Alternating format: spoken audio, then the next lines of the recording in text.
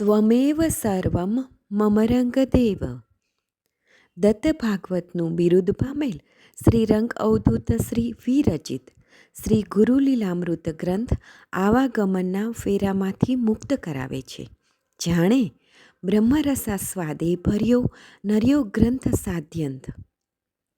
આ વરદ અને ઔપાસનિક ગ્રંથને રંગબાળ શ્રી જગદીશાનંદજીએ સરળ અને સંક્ષિપ્ત ગદ્ય લેખન રૂપે વર્ષના દરેક દિવસ માટે એક પેજ તેમ 364 પેજમાં આ શ્રીરંગ બ્રહ્મરસાસ્વાદનું સર્વને રસપાન કરાવ્યું છે.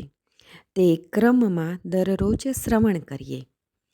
દત્તબાવનીના ગાન પછી આ એક પેજનું પઠન કરવું શ્રેયસ્કર છે. સપ્તાહ 28 શનિવાર. અલખજી કહે છે કે હે નિરંજન, મુમુક્ષુ જીવો જ્યારે પોતાના આધ્યાત્મિક જીવન માટે અંતિમ શ્વાસ સુધીનો કોઈ પણ એક નિયમ લે છે ત્યારે જીવનમાં એ નિયમનું પાલન ખંડિત થવાની એકાદ કસોટી થાય જ છે. પણ તેમાં કેટલાક દ્રઢ આત્મબળવાળા હોય છે. તે પણ ભાગ્યે જ બચે છે. પણ ગમે તે ભોગે કસોટી તો થાય જ છે. આ બ્રાહ્મણને પરાન્ન કદી લેવું નહીં એવો તેનો આજીવન નિયમ હતો. તો પણ પોતાની કર્કશા પત્નીને ખુશ કરવા તો ઠીક, પણ ગુરુવાજ્ઞાનું પાલન કરવા તે પરાન્ન ભોજન જમવા ગયો. તેની પત્નીનો આનંદ સમાતો ન હતો. પેલા બિચારા બ્રાહ્મણની તો શી મનોદશા થતી હશે તે તો તે જ જાણે. પેલા ધનિક સજ્જને 100 બ્રાહ્મણ જોડું બેસાડી સૌનું પૂજન કર્યું અને ભોજન પીરસી સંકલ્પ મૂકી ભોજન જમવાનું ચાલુ કરાવ્યું. પેલી પત્નીના મનનો આનંદ માતો નથી. હજી તો માંડ માંડ એક બટકું પકવાનને મોઢામાં મૂકવા જાય છે ત્યાં જ પેલી સ્ત્રી બરાડી તેના પતિને ઊંચો અવાજ કાઢી બોલવા લાગી કે અરે રે ભ્રષ્ટ, આપણે આ શું ખાઈએ છીએ? ઉઠો, જુઓ સામે પેલા કૂતરા બિલાડા આ પકવાનોને એઠા કરે છે. આપણે આવું કૂતરા બિલાડાનું એઠું હરામાં અન્ન ખાવાનું? છી છી, એમ કરીને તાળુકી ચાલો ઉઠો, શું જોઈ રહ્યા છો?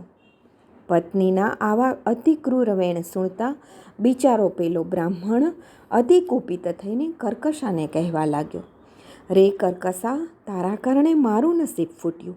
અરે રે શ્વાનોચ્છિષ્ટ, ત્યજાયેલું પરાન્ન ભક્ષ્યું.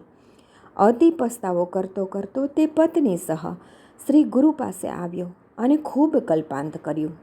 શ્રી ગુરુજીએ તેની પત્નીને વ્યંગમાં કહ્યું, કેમ ધરાઈને જમીને? પરાન્નનું સુખ તે જોયું ને? બિચારા પતિને શીદને તું પીડે છે અને શીદને તું હેરાન કરે છે. શ્રી ગુરુના વચન સાંભળી દીનવદને શ્રી ગુરુજીના ચરણે નમી માફી માગતા બોલી, મારી મંદ બુદ્ધિને અને લોભવૃત્તિને કારણે મારા પતિને પરાન્ન દોષ પડ્યો. તેના આજીવન નિયમને મેં તોડાવ્યો. પ્રભુ, મને માફ કરો, માફ કરો. હવે હું જીવનમાં તેમના નિયમનો ભંગ થાય તેવું ક્યારે મનમાંય નહીં ઈચ્છું. શ્રી ગુરુજીએ મંદ હાસ્ય કર્યું. પેલો બ્રાહ્મણ બિચારો નીચું મસ્તક કરીને ચિંતા કરતો બોલ્યો, હે ગુરુદેવ, હું શું કરું? હું શું બોલું? આ કર્કશા મારી વેરિણીએ મારો પરાન્ન કદી ન લેવાના નિયમનો ભંગ કરાવ્યો. હું હવે જીવનમાં કેવી રીતે જીવી શકીશ? બાપજી, આપ મને હવે સમજાવો કે મારે શું કરવું? બ્રાહ્મણનો આર્તનાદ સુણી ગુરુજીએ તેને કહ્યું કે હે તાપસી, તારી સ્ત્રીની પકવાન ભોજન જમવાની જે વાસના ઈચ્છા હતી તે પૂર્ણ થઈ.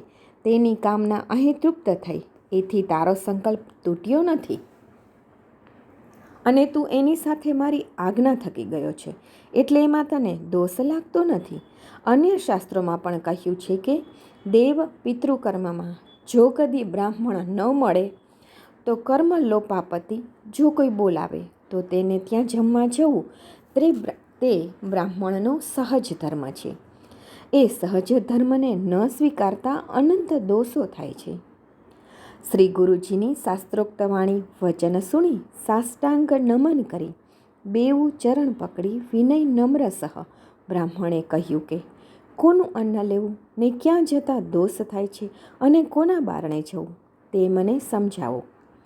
આમ કહીને પેલો બ્રાહ્મણ શ્રી ગુરુજીના વચન સાંભળવા શ્રી ચરણોમાં ધ્યાનથી બેઠો.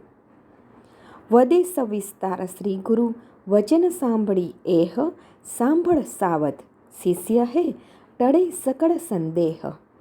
શ્રી ગુરુ લીલામૃત અધ્યાય 90 દોહરો 57. અવધૂત ચિંતન શ્રી ગુરુદેવ દત્ત.